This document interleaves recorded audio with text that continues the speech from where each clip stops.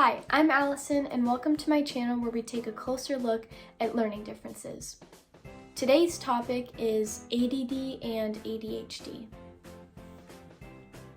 Before we begin, I have a couple other videos on dyslexia and audio processing disorder that may help with your understanding on today's topic. Nevertheless, let's begin. What is ADD and ADHD?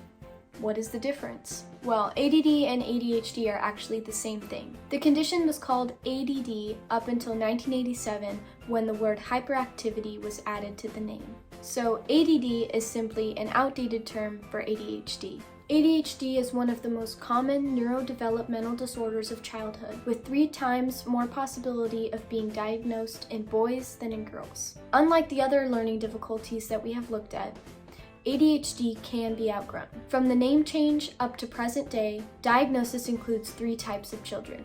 The first is the inattentive type, which include children who only exhibit the inattentive symptom. The hyperactive or impulsive type include the children who only exhibit hyperactive and impulsive behavior.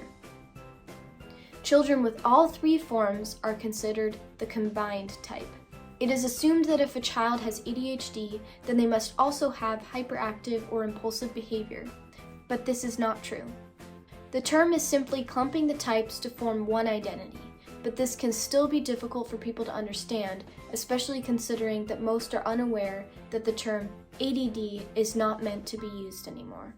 With that being said, a child who's experiencing attention difficulties without hyperactivity can still have ADHD. Children with ADHD may struggle to remember to complete chores or homework. They may daydream during class, act without considering the consequences first, or squirm during class. There is not enough evidence to support the common belief that eating too much sugar, watching too much television, parenting, or social and environmental factors such as poverty or family chaos cause ADHD, but the situations can certainly make symptoms worse. Although, there is evidence supporting the role of genetics in the source of the condition.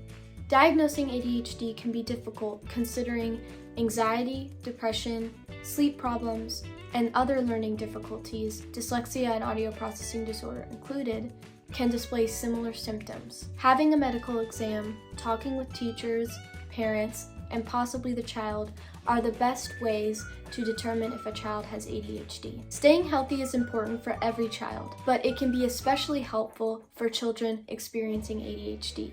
Some tips include maintaining healthy eating habits, participating in daily physical activity, limiting the amount of screen time, and ensuring that the recommended amount of sleep is met.